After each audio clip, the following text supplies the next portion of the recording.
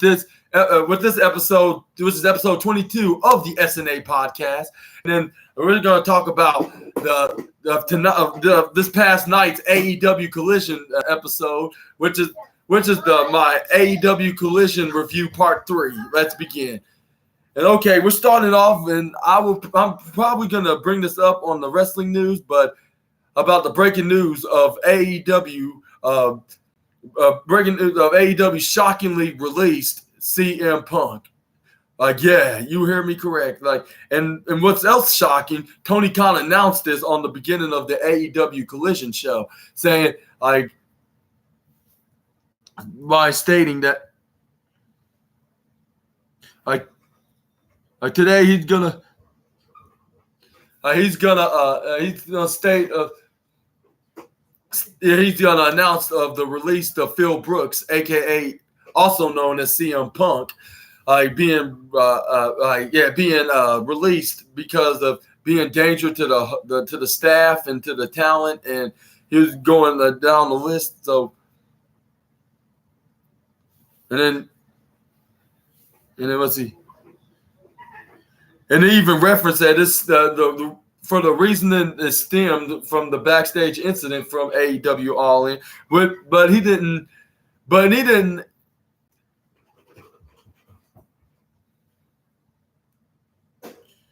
He's like, it was an endangerment to the people of AEW, and then that includes the production staff, people who put the show on, and every week, and innocent people who had nothing to do with the brawl. I mean, not the brawl, to the altercation, and then for all the years. And he's on this network for over 3 years. Never in all that time I ever felt till last Sunday that my security, my safety, my life was in danger in the wrestling show.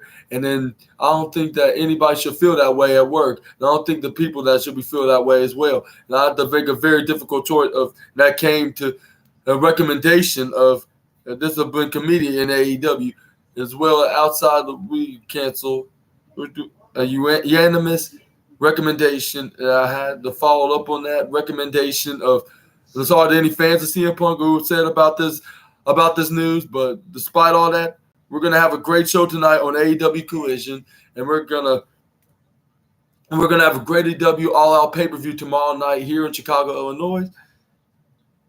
And then he's like, last week is everything's been greatest on the AEW weekend, and then this week, and then this upcoming weekend, weekend's pay-per-view is going to be a great week. And he's like, and then he basically enjoyed the Collision show, which it started off with Ricky Starks calling out, and this is when Ricky Starks like, here we go again. I'm back to level 1 when Tony Schiavone asked him why would you hit why would he hit a freaking belt right onto a 7-year-old man like Ricky the Dragon Steamboat? And he was like, I'm showing the many people on those. I know it's not going to keep me down. I am going to. What is it? I know it's going to keep me down and be on the first level. And it's like every time we come, he gets dragged back down from that hill. And now I'm getting better. It seems like every time there's an obstacle, I always overcome it, and I get better and better when I overpass that obstacle. And he's like, I am so tired of having to start all over being into this road. But I'm doing this because I show up and I show out and I deliver every single time.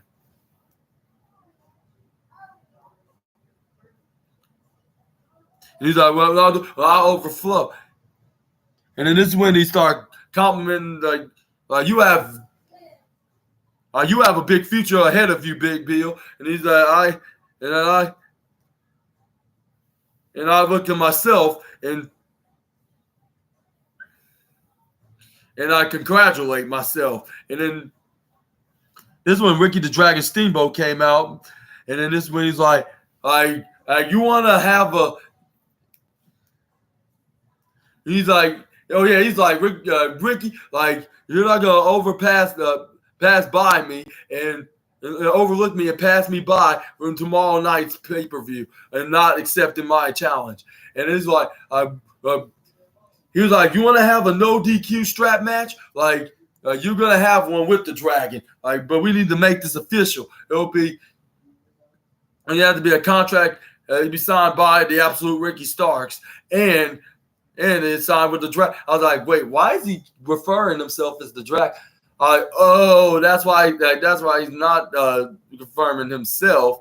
Referring himself. He's not referring himself. Like, he's referring to a totally different Dragon. But he was like, you won't be facing me. You will be facing this guy. And it's long awaited return. This Dragon right here. And that's when we start hearing this theme music like dun, dun, dun, dun, dun, dun, dun, hey,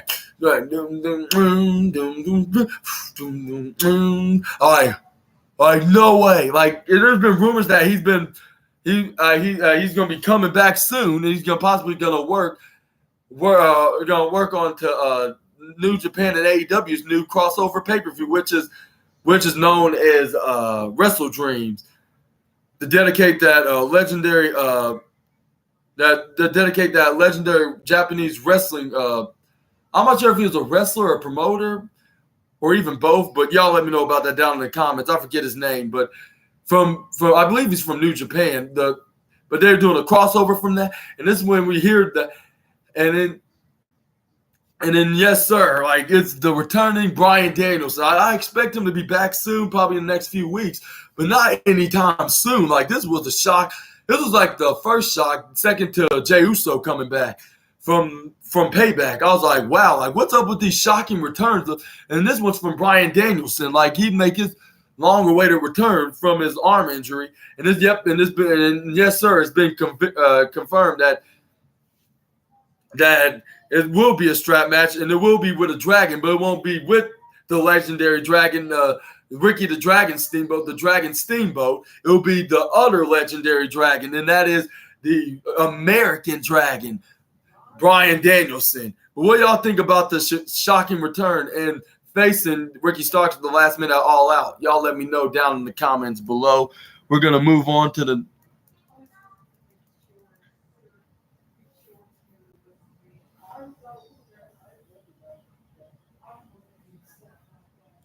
is when we had a backstage promo with Jon Moxley. He was like, let's see what he said exactly. Like, the waves crashed, and eventually even the Raven.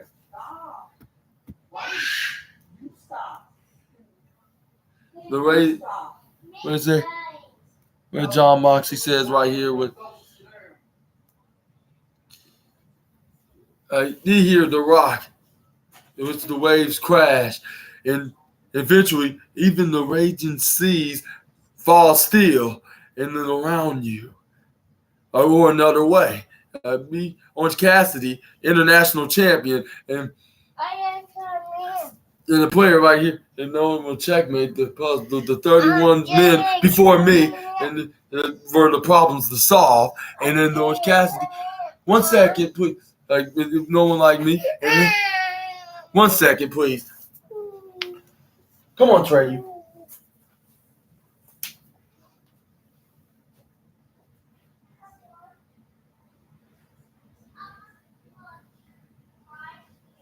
Okay, you watch not. You just trying to mess Uncle up from making this video. Like, oh well.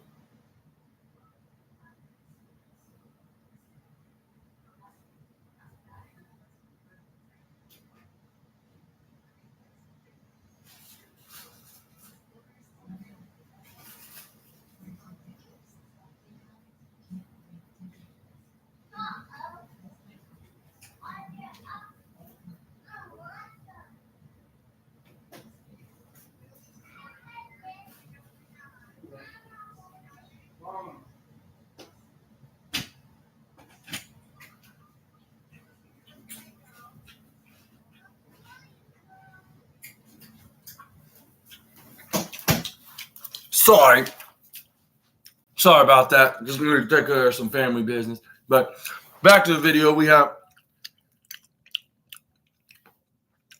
Amanda Ortiz open. And these idiots call him a cosplay wrestler, like thinking like he's too skinny, he's too short. You know, well, who is he pretending to be if that's the case? Like, are you any of them? Like, I don't think so. Like, you're the winning, you're the most winningest champion on pro wrestling. Like, I didn't think so. He's like, this has been a long time going. Like years ago, Orange Cassidy won what like four, and like what it is. Like, yeah, you can have that, and then like it all you're gonna get. Like, you've been doing as long as I have at this level, or you will have a lot of the biggest matches of your whole entire life, Orange.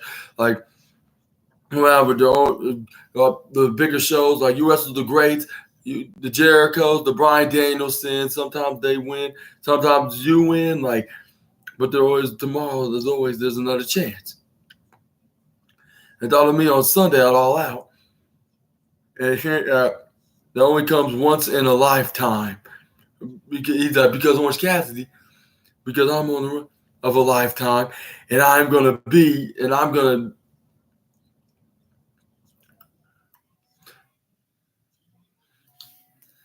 And I'm gonna take one look at the guy, and I'm gonna hit my move with the 1, 2, 3, and become the the international championship. But what do you think about this? Are we gonna see a new champion in Jon Moxley, or is Orange Cassidy gonna retain and become still be the AEW International Champion? Y'all let me know down in the comments below.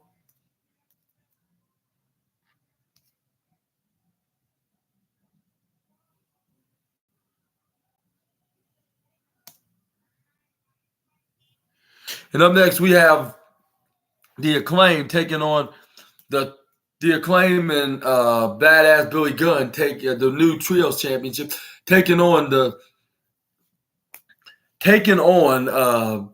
Daddy Magic Matt Menard and Angelo Parker and Daniel Garcia, which was very entertaining. There was plenty of goofy spots. I'll say number one, goofiest wrestling of AEW.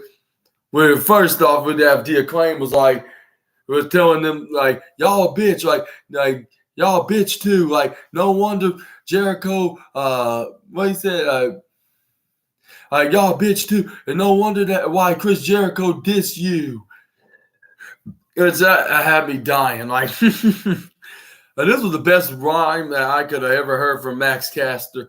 I wouldn't say the greatest because I heard greater, but this has been the most entertaining thing I ever seen. And then on one spot, Daniel Garcia started trying to do those dance moves, like that was accused of that he copied off from Britney Spears. Started doing this like, and then that's when. And then this is when Billy Gunn started mocking him. He hits him with a couple of blows to Daniel Garcia. When he started trying to copy off, trying to mock Billy Gunn saying, suck it, the crotch chop of his days as being D-Generation X. And then that's when he started doing this, started doing the dance, started humping onto Daniel Garcia's face like this, like mocking him, which had all of us wrestling fans and even the Acclaim started dying, which was the number one goofiest wrestling of the night. Goofiest wrestling of the night. And then he start doing that with his pelvic area and his front of his private area, like pointing towards his face, but this is when Daddy Magic Matt Menard and Cool Hand Ange and Daniel Garcia started coming back. This is when he started. This is when when Anthony Bowens started fighting back, and then he got tripped over by Matt Menard, and then with an elbow drop from Cool Hand Ange. This is when Daniel Garcia tagged himself in this match. This is when he tried to pull onto Bowens' leg, but he hits him with a usual signature kick. And it seems like Daniel Garcia has never learned seems like Daniel Garcia also never learned. Like I believe who it was. I believe it was Kip Sabian. Yeah, from last night's Rampage. I believe. Yeah, Like it seems like neither him or Daniel Garcia when he grab onto the babyface's leg. Like when he kick, because they're gonna usually like 9 times out of 10 they're gonna do a step up instigiri kick to kick you away, the tag and they tag bar, which that's what Anthony Bowens did on this match. He finally got to tag the Max Caster. He started clotheslining them back and forth, and then this is when he clotheslined out Daniel Garcia out of the ring and hit him with a crossbody right on the outside. And then it's a big boot right into, I believe, Matt Menard, I believe. It once that was Cool Hand Ange, but I think it was Cool Hand Ange. He hits a crossbody to Daniel Garcia, but he only got a 2 count. This when Max Caster started raising everybody's hands and started saying, get hyped. And then this is when we get hit with a Uranagi by Daniel Garcia. And this is when he started doing that dance. Tried to do it, but he got rudely interrupted by getting tagged in by Matt Menard, and he started hitting him with knife edge chops repeatedly. And then he Irish whipped him right to the corner. He ducks, and then that's when he ducks again. And then that's when Max Caster hit him with a running clothesline. And then this is when both men were down, and then Daniel Garcia tried to get tagged in by Matt Menard. He was like, you know what, forget it. I'm just going to go in there and make matters into my own hands. This is when, and that was a failure because Max Caster tagged himself into the match. I mean, not tagged. I mean, Max Caster tags in Billy Gunn into the match, and he started hitting him with right hands, and then he did it to the Cool Hand Edge too, and Matt Menard, and he's like, he started throwing everybody out of the ring except for Matt Menard. Because he waited for him the best for last, because he kicks him right in the midsection. This is when he started doing the signature cross chop sucket, but he like stuck this, and this is when Jake Hager distracted him. He uppercuts him. This is when Matt Menard started hitting him with punches and uppercuts. This is when he started Irish whipping him, but this is when badass Billy Gunn twisted his arm. And then kicks him right in the midsection and hit him with a running famous, sir, which hit him with the famous, sir. And then this is when Anthony Bowens hit him with that released Uranagi slam. This is when Max Caster tags in Billy Gunn, and then Max Caster hit his finishing move, which is the mic drop elbow majig, and then they got the 1, 2, 3, and they steal the Trios Tag Team Championships, which I am very glad. And I even predicted that All In they're going to become the new Trios Tag Team Championship by beating the House of Black, and even being a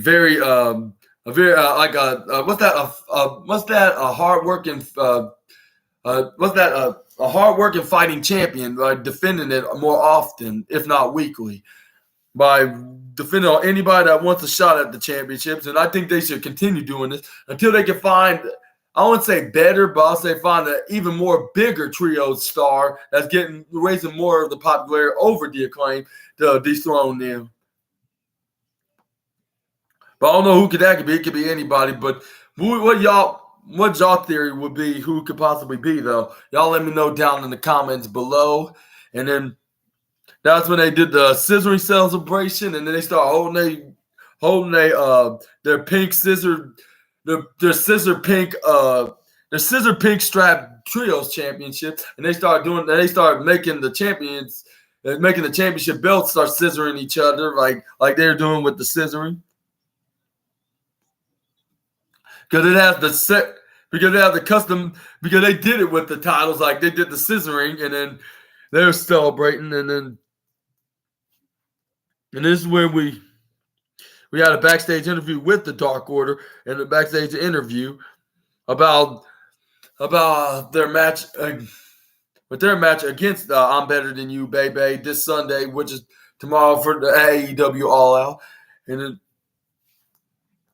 then this one it was like, yeah, they did it. Like they showed the world they won the tag team championship. They could do, and I'm glad to see them doing that, and I congratulate on that. But what they do need to understand is that all those years ago, like one of us took that advice, And he's like, Max, that all changes because we need those Ring of Honor tag team titles more than you and Adam Cole do. And we need it for us. We need it for the Dark Order. We need to shut down the about the haters that say we don't belong here. We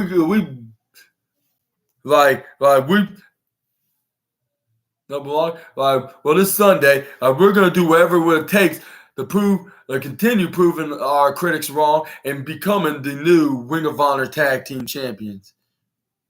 Because it's a have to.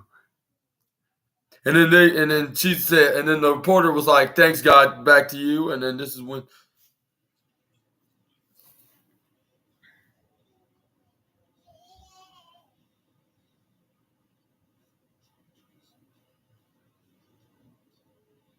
And then this is where we have Aussie Opens taking on.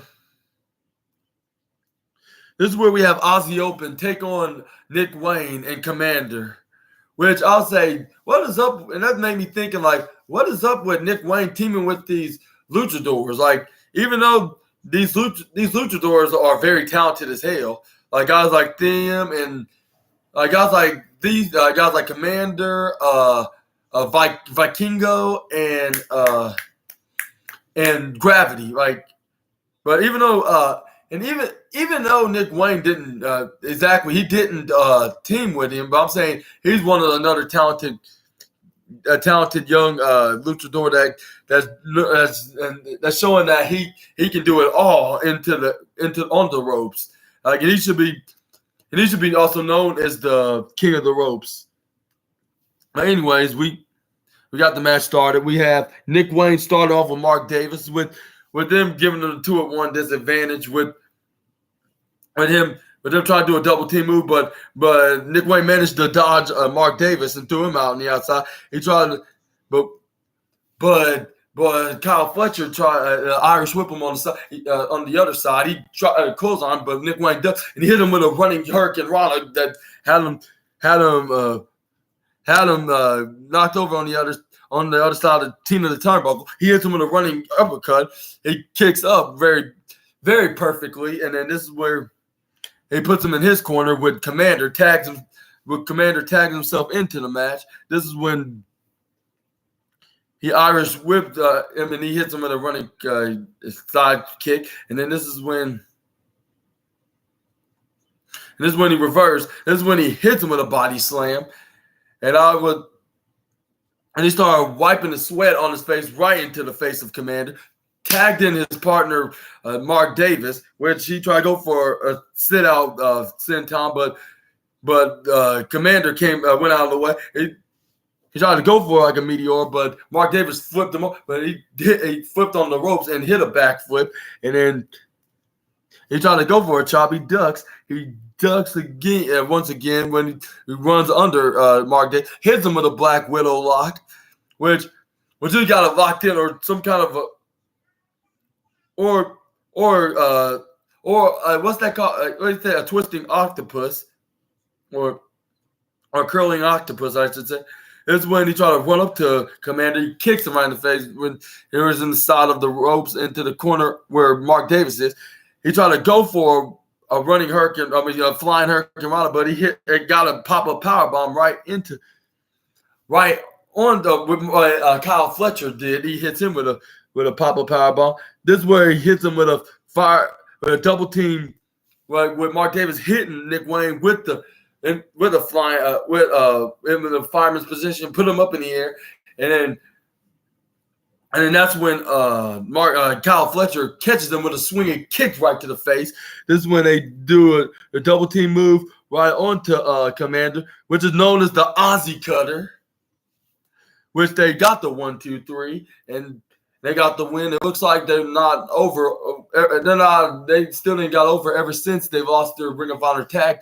Like they still didn't get over ever since they lost their Ring of Honor tag team title to MJF and Adam Cole. So this is probably the best win they got yet. Like, because they didn't really done nothing ever since they lost them, and the last time they won was like over a week ago. So I guess this is a good win. Oh no, wait, I made a mistake. My apologies.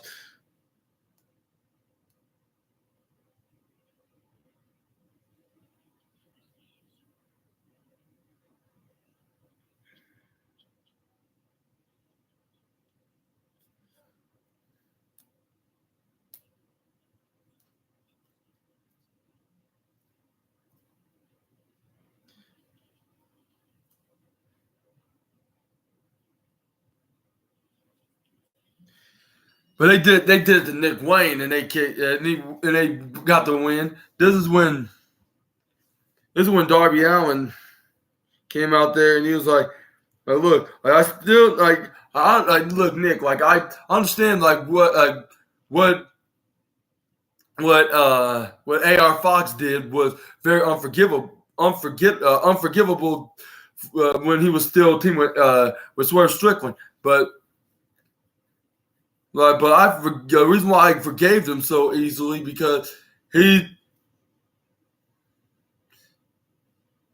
he's the reason why I got into this industry and loved this sport. And yeah, Tony Schiavone's yeah, despite this loss, like you still look like you have a great career ahead of you. And then that's when Nick Wayne's like, of course, like even though I lost the match, but what I'm more questioned about, why is Darby Allin forgiving AR Fox what he did to me when he left me in that bloody mess into liking for the crime scene? And that's when Darby Allin came out and he was like, look, Nick. He's like, please just stop. But there's no secret that AR Fox trained me. I remember my first day at wrestling school, I saw you, Nick. Back while I was 120 pounds. Well, now I'm a 20 or 25 pounds. I was like, wow, like Darby Allin, like you're very you're more lighter than me. Like I know I'm more buffer than you, Darby. Like I know I weigh like 50 more pounds than you do.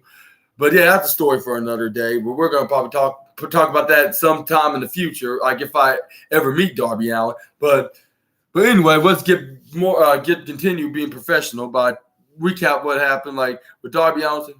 Let me talk. He's like, let me talk to you, and I'll explain why I forgave AR Fox. And you know what happened to you and me and your father. You were there. There was a time that I needed to talk to your mother. Didn't talk to knew her mother for 3 years, and I got to a big fight, and I burnt that bridge. And before I made it right, I made it right that he passed away. And I live every single day, Nick, to regret my decision of burning my bridge. I wish I could have made things right before things turned tragic. And then AR Fox one of my trainers. I refused to continue that hate. Like I just had to let it go. I had to let it go because he changed, and that's why I forgave him so fast. And please, you don't have to do it right now, but find the heart to find a way to forgive the man. Like he's not as bad as the way you would think he is. And at this Sunday at All Out, like I'm gonna face the TNT champion, which is Luchasaurus, which he really is the real TNT championship, not Christian Cage. But he's like, I need someone in my corner to make sure to even the out. That's when Christian Cage came out. And he really started talking trash. And he's like, it was so rude to me to speak to, for me to speak to your father, like your dead father, like that, Nick. To Nick Wayne's father. I was like, bro, that's very rare to hear from Christian Cage ever since he's been a heel. Like, ever since being a heel for the past year, like I thought y'all never thought that I would hear an apology from him that he's apologized to his opponent of talking very poorly and trashy to their dead fathers. Like he didn't even do this, not even to Wardlow or Jungle Boy. This is very unusual. It's very unusually nice for Christian Cage for saying that, even for his heel gimmick. But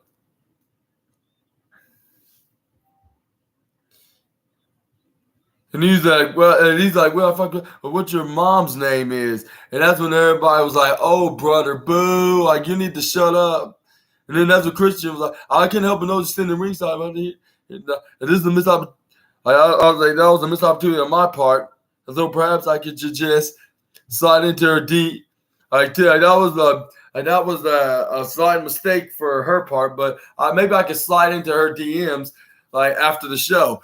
And that's when Nick Wayne starts staring at him like, really? And then that's when Excalibur's like, oh God.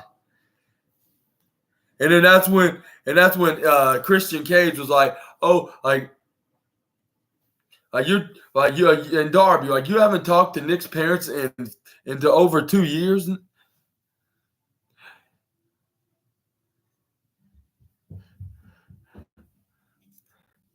And then that's when we start chuckling, saying like, he's like, let me give me this straight. Like, Nick Wayne is your personal pity project. And that's what you're using him to just justify to yourself that you're actually just a decent human being.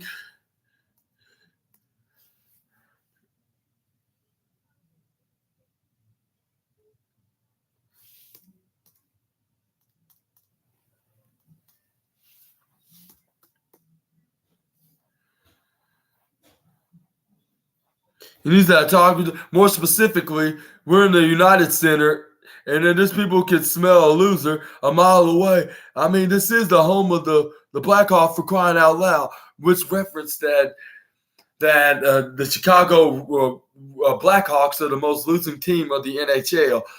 For those who don't watch hockey, I mean, I don't watch hockey. I mean, I do watch a couple of hockey games every once in a while, but this is probably a reference that they don't really win that much of their games, or not even win any games at all.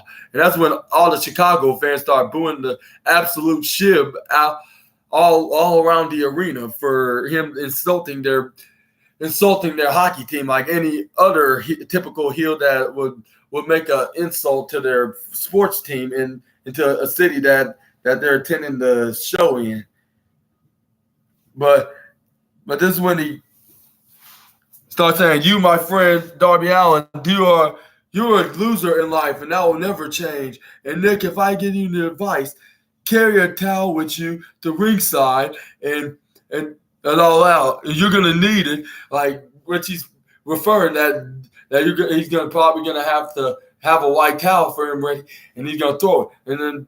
And if this is some kind of a heel turn for Nick Wayne, I believe this is the best way to do it. Like, he should have a white towel, and then Darby Allin will be like, why you have that white towel? And he'll be like, oh, nothing. Just in case if we ever need. He's like, yo, but why would you need that? Like you realize I'm not gonna surrender under no circumstances. Like, yeah, but I'm trying to make sure, like, if your life and your safety is more concerning, is more of a concerning and important thing than this match and for this championship. Like, you already have, like, and you probably say you already have like a couple of reigns with the title anyway, so it wouldn't make much of a difference. And it'll be like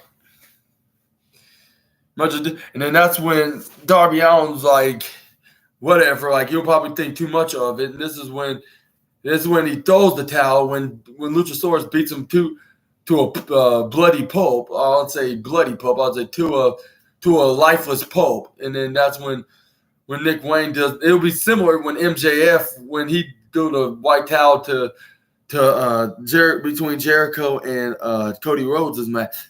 But then again, it's just my fantasy way of booking this match, which tomorrow night. Too bad I can't order the pay-per-view. I still can't afford it. But when AEW try to have a next pay-per-view, I'm gonna try to come up with scrap ups a few change to collect so I can pay for the pay-per-view and do a review like I did earlier with Payback.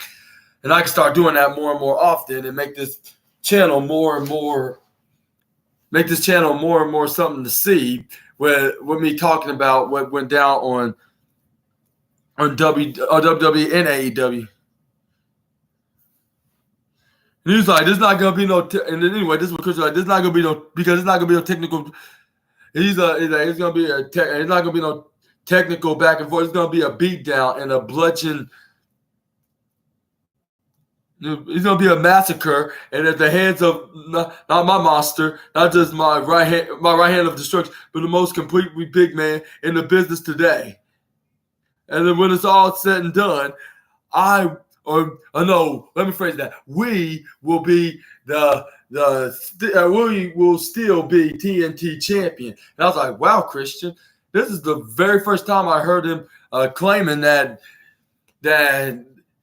Luchasaurus is also the TNT championship, and he's the one that actually won the championship when he beat Wardlow a couple months ago at I believe it was the very first episode of Collision. I was like now you're finally gonna give credit to Luchasaurus when it's finally necessary. Like now you're claiming that y'all are co-champions now. Like what is up? Like what is the deal? Like, but what do y'all think about this? Whatsoever? Like, y'all let me know down in the comments below. We're gonna move on to the next slide, but before that, I better change my earbuds. Just give me 1 second.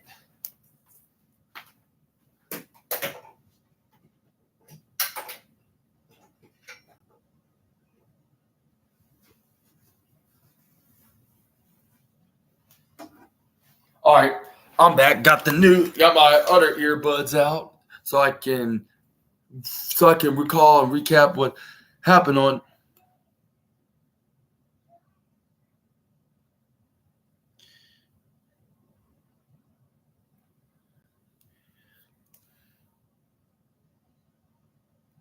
And then this is when we had a video message with. This is when we had a video message between Claudio Castagnoli and Willer Yuta.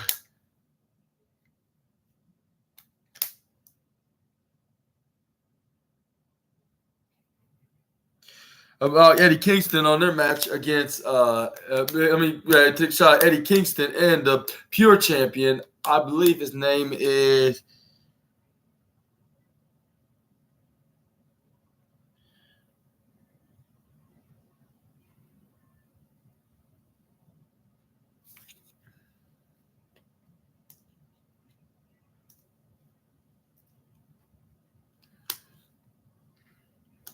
and then this is when Claudio Castagnoli was repeated.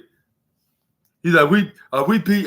This is gonna be y'all's faces, and we get done with you. We always beat up Willer Yuta's face every single day of the week, and this is when you start repeatedly hitting European uppercuts like if there's no tomorrow for AEW All In.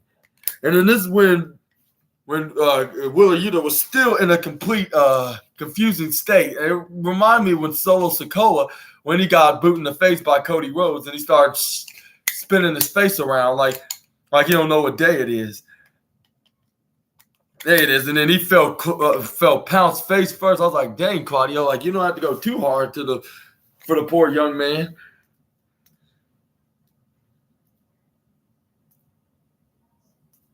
And then this is when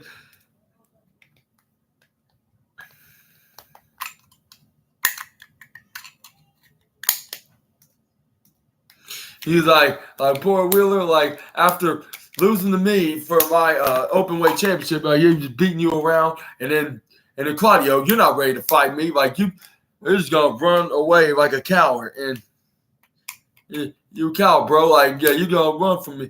You know what? I'm gonna have something for you guys. What we got for Claudio and Yuta when he asked when he asked what's his name? Hatsu Shibata.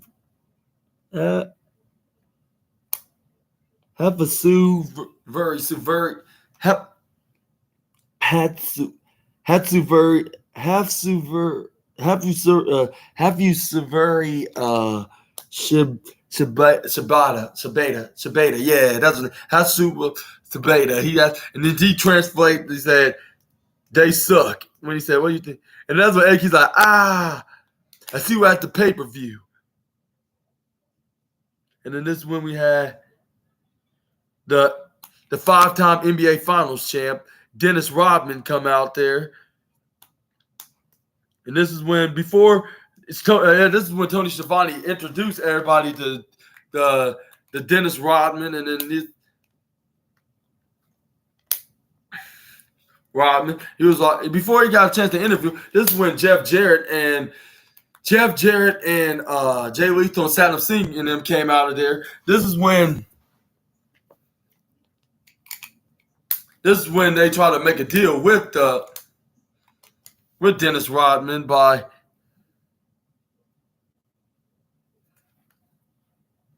they're trying to make a deal, but it looks like Dennis Rodman wasn't accept. And then it was like it was interesting whether he wanted the deal. He wanted that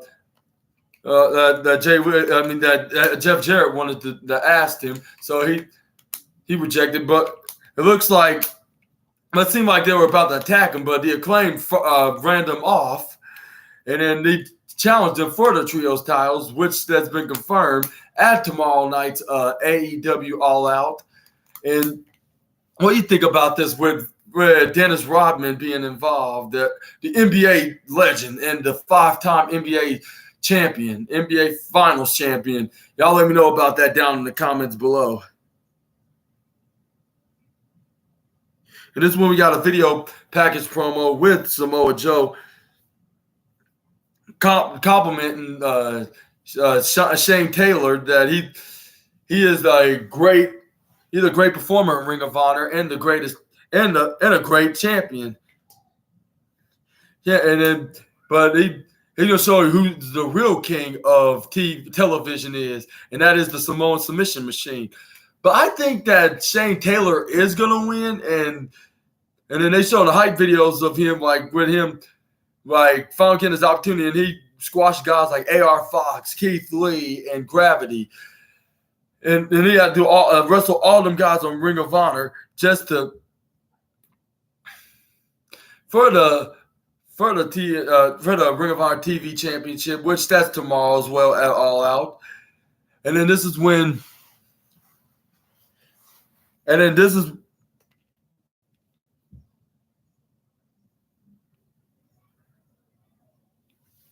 the funny thing I forgot to tell y'all, the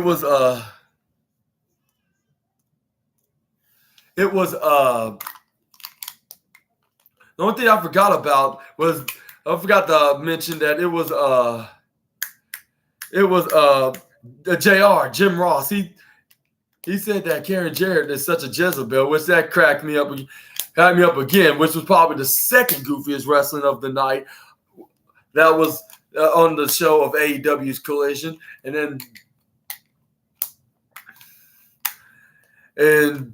Collision, and I was like, yeah, it's not like the time when he called, I believe Victoria and Anna Jay that, in the early 2000s, Victoria, and then back a couple years ago, he called Anna Jay when she was the female member of the Dark Order, when Brody Lee was still alive, but we're going to continue with Chris Statlander taking on Saraya and Tony Storm, which was a very good fight, especially towards the end.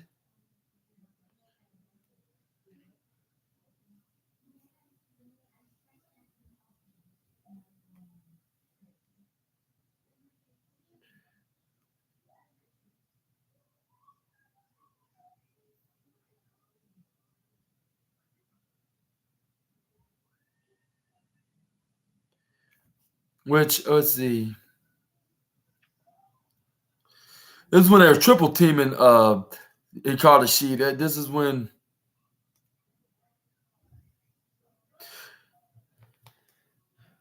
trying to keep her hostage, but they couldn't be able to successfully do because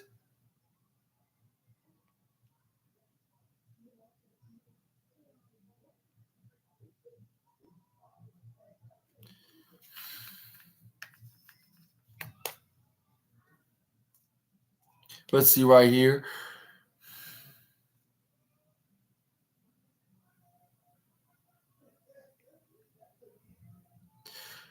And this is when Chris Statlander got back in the ring. He tried to go for a surprise roll up to the TBS champion. This is where she tried to kick.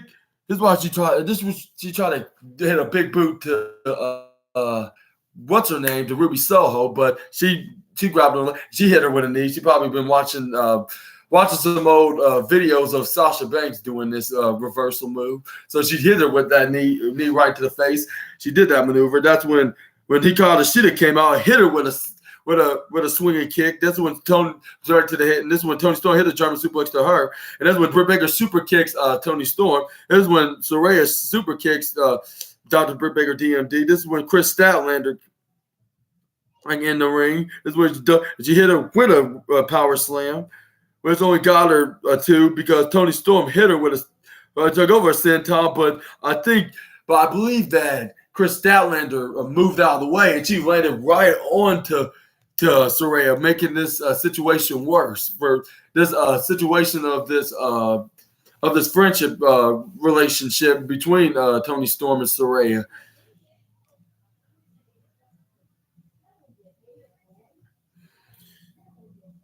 And then this is when Britt Baker started throwing forearm fist right into Ruby Soho, which Britt Baker started successfully doing when she started hitting forearms. This is when Ruby Soho tried to hit the no future. This is when Britt Baker this is when she goes for a drift away neck breaker. She tried to go for a curb stomp.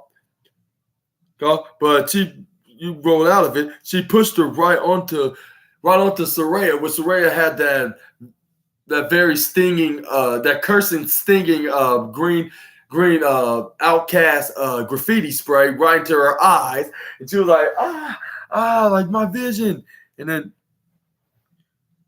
which the referee didn't see, and then she hit, and then that's when Ruby Soho hits her with the no future kick for the 1-2-3, and it looks like, and then the Outcast is acting like if nothing didn't happen at All In when Tony Storm accidentally hit Saraya's mom. But this is when we get to the backstage promo with Adam Cole, baby.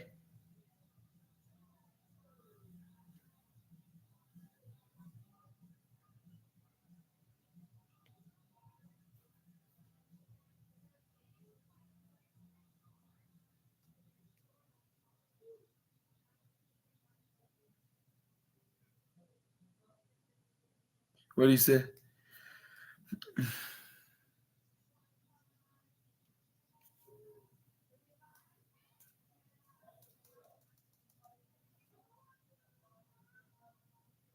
Let's see right here. We have a backstage segment with Adam Cole, baby.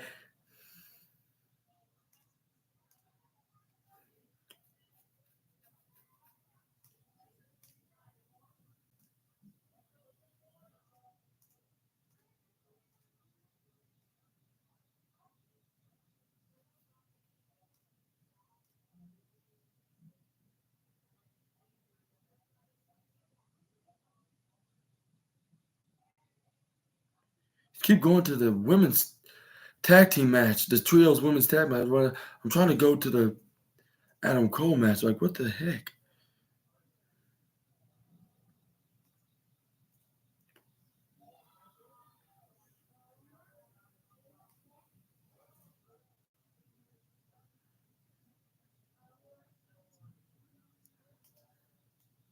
He's like, yeah, y'all may be starting to be a more dominant faction in tag team, but y'all never be better than you, baby. We won these Ring of Honor tag team champ. There's no way we're gonna drop them anytime soon. Right now, as you know, Max is not here right now, obviously, but he did want me to say a few things from behalf of him via text message. Alex Riddle, here's the fact that you the most of you had a hand in training me. I had created, bro. It took me 9 years just to get all your bad habits because you're the absolute drizzling shib. Well, he didn't say shib, but Adam Cole stopped himself from saying the yes word. He's like, y'all get the rest. And then he's like John Silver, you never realized that you can stack the crack that high, but realistically, you're very easy considering the fact you're the size of a dollar store garden gnome. which I say I simply agree because Jordan, clearly about his height, but don't worry, I'm not height shaming. I'm just saying that's realistically. That's nothing to be ashamed of, though. That's who you are. Like you happen to be born to be a short man, but the only thing is, like Simon would say, which I would totally agree with him on, is not as being bald. Like you won't be born to be bald. Like it's some kind of something about that, but I cannot describe it. But that's a story for another day. But we're gonna continue talking about that.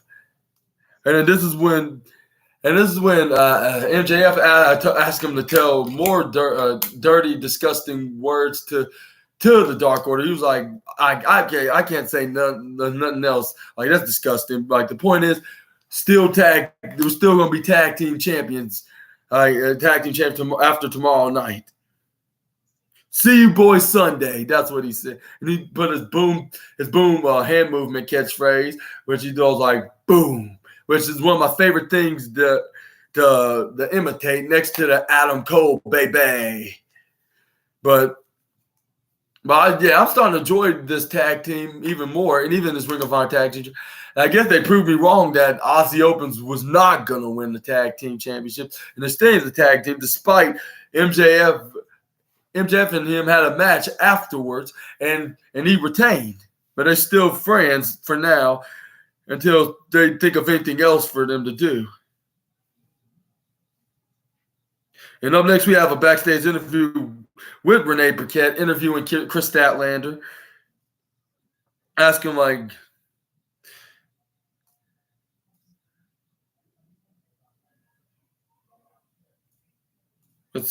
asking about her match against Ruby Soho, and she was like,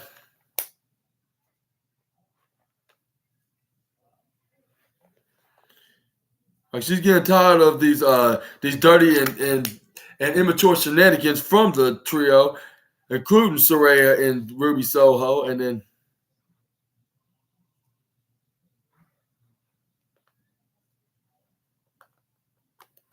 let's see right here. And then it's gonna be totally different from what he's like. She don't feel too great. That's what she said.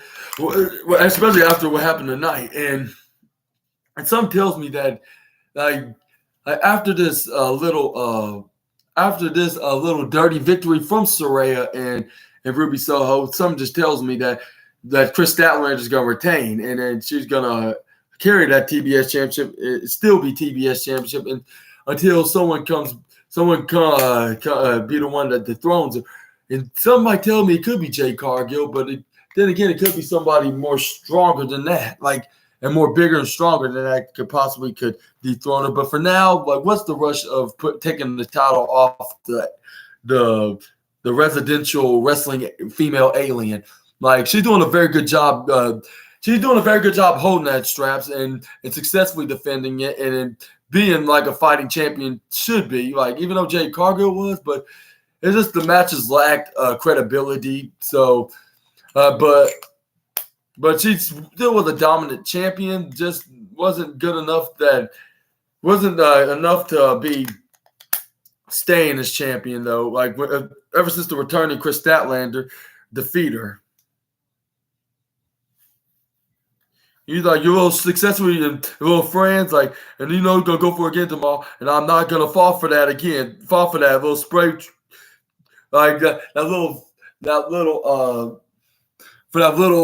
immature, childish games with the spray paint. I'm not gonna fall for that. I'm gonna make sure I be well prepared for that. And then that's when Ruby Soho came into the backstage interview with Saraya saying, "Oh, you think you're gonna talk trash, thinking I'm not here? Go ahead, try to do it to my face. Go ahead." And then that's Chris Statlander was like, "Oh yeah, keep talking that, because there's not gonna be much of that when we go face to face tomorrow night." And what y'all think? Who's gonna be the outcome as the winner? I mean, this could be good both ways in both worlds, the best of both worlds for Ruby Soho, for the fact that Saraya is the champion, and then they'll add more gold to the Outcast, and then that will make the faction stronger, but Chris Statlander is even more stronger than that for her to stay as champion. So my prediction stays on to her, and then that's when they are arguing, and then that's when Ruby, I'm not Ruby Soho, Saraya was like, yeah, you shut up, you stupid bitch, with her British accent. We'll see you tomorrow. No offense to your accent, but it just cracks me up just a little bit. Hopefully it's not insulting, just a harmless gesture. But anyways, that's what she said to her, and then that's when Chris Statler was like, all right, I see you tomorrow, Ruby. And then that's when you hear from the reporter saying, like, back to you guys. And this is when we had Powerhouse Hobbs taking on GPA, and he just completely manhandled him with the double-A spine buster. Like, he didn't have a chance. He just hit him with the double-A spine buster. It took him 5 seconds to do it, and he got the 1, 2, 3. And it looks like, and then he even cut a promo and called out Miro.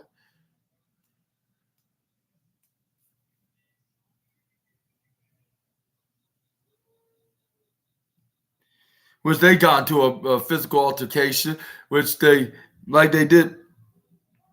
And Miro started throwing blows and close on him out of there, and hyping up their big match even more by doing that. And we're gonna see, like I said, who's the better superstar that has the Christianity persona. Who's really the God's right hand man, or who is Miro is going to be the right hand man of God, or Powerhouse Hobbs going to prove that his book of Hobbs is better than the Bible, which in reality it isn't, obviously, of course, but it's just my little joke of their feud of the book of Hobbs, like he lives by, and it makes him more stronger. And then Miro's like he's telling him, like, he used to live his life and put his trust on the book, but he doesn't do that anymore because he puts his trust on the man that's greater than the book, and that is the man upstairs himself above in heaven. But what do y'all think about this feud? Y'all let me know down in the comments below. We're gonna see the main event match between Jay White and Dax Harwood up next. This which I would say Jay White basically just dismantled poor Dax Harwood, but Dax Harwood, don't get me wrong, he started giving them those fights, like start giving them the old school classic kinds of wrestling fights into the match, like, but unfortunately it wasn't enough to put away the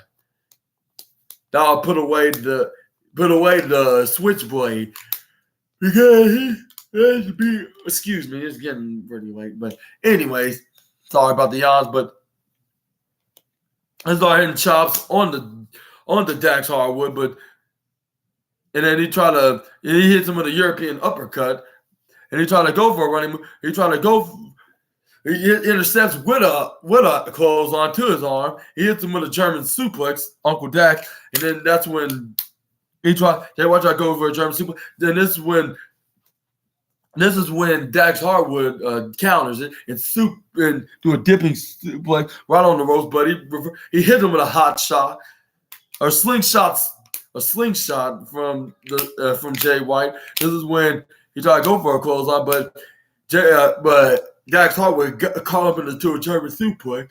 He tried to go for another one, but Jay White started elbowing him. He ducks. Dax Harwood hit him with a suplex, which looked like a brain buster, which it was. In my apologies. He tried to go for a pinfall. Good guy, go for a 1. He tried to go for a 2.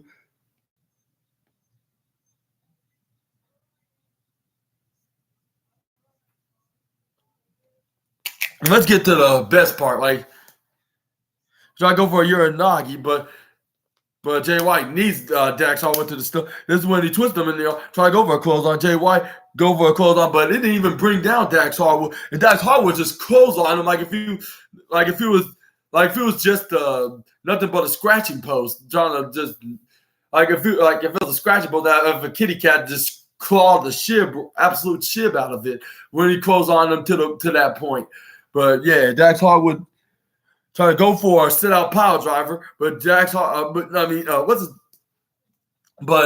Switchblade Jay White instantly countered it. He flipped Dax Harwood over. Dax Harwood flipped him over into the most devastating move in all sports entertainment, which is the surprise roll-up.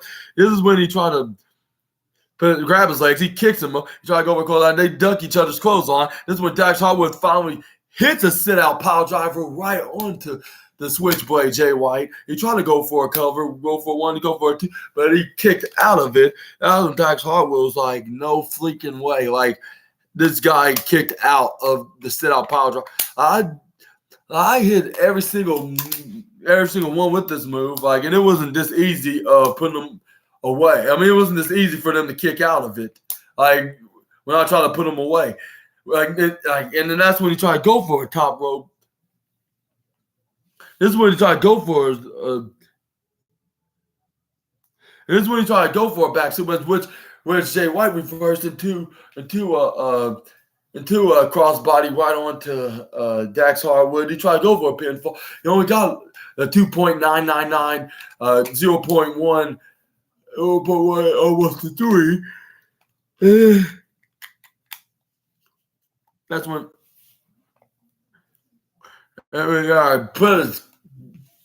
that's when Dax Harwood Irish whipped him to the corner of the Tina of the turnbuckle.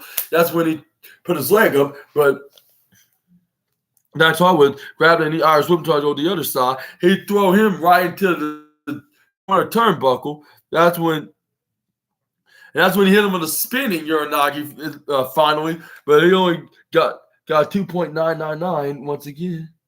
And that's when Dax Harwood came back, hit him with a sharpshooter that looked very brutal on his leg. It looked like he could have made him handicapped the way he was twisting it back. Like, ow. It was very brutally dangerous. And then that's when he had his Bullet Club Gold brethren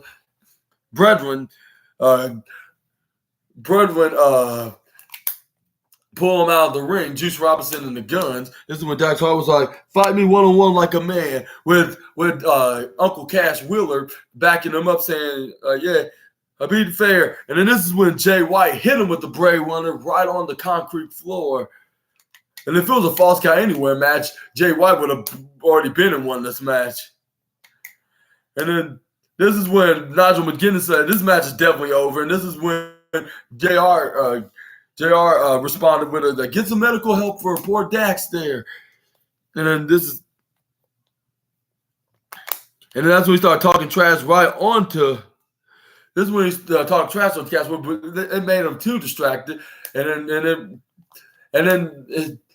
maybe the two, and then he let the distraction got the better of him because he let Dax Wheeler grab onto him, hit the most devastating move in all of sports entertainment, the surprise roll-up.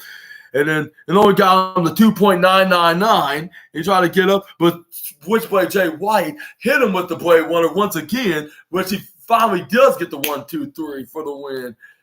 Which that's what it ended with that match. But it didn't end only with that, but also with the rest of the Bullet Club Gold guys outnumbering the FTR, start beating them down. Even though with Cash Wheeler being there to step up to his brother Dax Harwood, it still was enough for him. But that's when the Young Bucks came out and fought.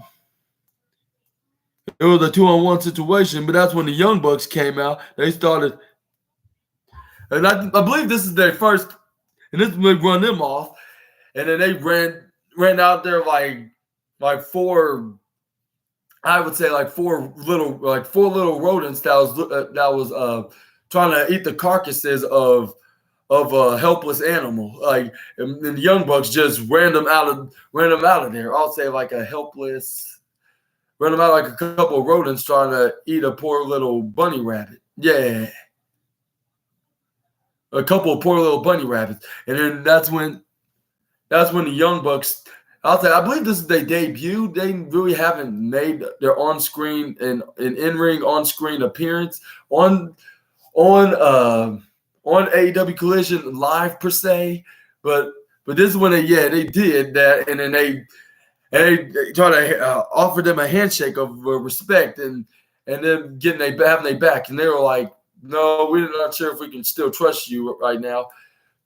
Like even though y'all we did earn our respects from that match at last week's All In when we had the greatest tag team match and we became the greatest tag team. This is when Young Bucks like, okay, like if y'all don't want to shake our hands, we'll shake each other's hands. Something like a Bugs Bunny move, like I thank you and then I thank you too, and that's what ended tonight's AEW Rampage. I would give it tonight's Rampage a 3.5 out of the full 5 because it was very decent, but it was still good. I'd say it was still good to watch. Like when you just want to relax and just watch just the weekend AEW Collision. Like if you just want to watch a Saturday night wrestling, like if it was the 80s again, this is the best wrestling show to recommend anybody to watch. I believe they should continue doing this, even though it's maybe too much wrestling. It's like all the wrestling shows like from WWE and AEW. That's like 5 days out of the week. Yeah, like and the only time that they don't have a show on TV is on TV is at least is on Thursdays and Sundays, and I believe Thursdays Impact Wrestling come on. But let's be honest, Impact Wrestling is not like it used to be. So I would say I would definitely recommend watching these 3 shows right now. Raw, these 6 wrestling shows, 3 from WWE and 3 from AEW. Like with WWE having Raw, NXT, and SmackDown come on Monday, Tuesdays, and Fridays, and then AEW comes on Wednesday, Fridays, and Saturdays. But while y'all will rank tonight's AEW Collision, and and are you gonna watch tomorrow night's AEW All Out pay-per-view? Y'all let me know all about that down in the comments below. And I guess we're gonna end it right here. I kind of wish that I can do a wrestling news video tomorrow, but I'll be totally busy and overscheduled with family members, helping them out like I would do every single month. And it looks like I'll do a wrestling news video next Thursday, and then next time you see me is the episode 23, which will be the SNA podcast episode 23. SNA podcast, Monday Night Raw, WWE Monday Night Raw review, part 4. Make sure to check that out, and I hope y'all have a great night and a great weekend, and I appreciate for those who's watching, and then whoever's been, and for those who's watching, and whoever liked this video, make sure you give it a big thumbs up, and then y'all let me know down in the comments of if I should continue doing these SNA podcast review, wrestling review videos, and make sure you give me a big thumbs up and like this video and smash the subscribe button and click the bell notification so you can be notified for my new next upcoming SNA podcast videos and any other meme videos, like whether if I make them from TikTok or YouTube. Make sure you check that out. I just made one with my nephew paying tribute to Bray Wyatt, like with the Firefly Funhouse music on the background. Make sure you check it out both on YouTube and TikTok. But yeah, I've been your host, Super Ninja Austin. This has been the SNA Podcast, episode 22, the AEW Collision Review, part 3. And I'll see you all in the next video. See you Monday night. And I hope y'all have a safe, blessed weekend. Assassin out. The sword protects me. Ha ha ha.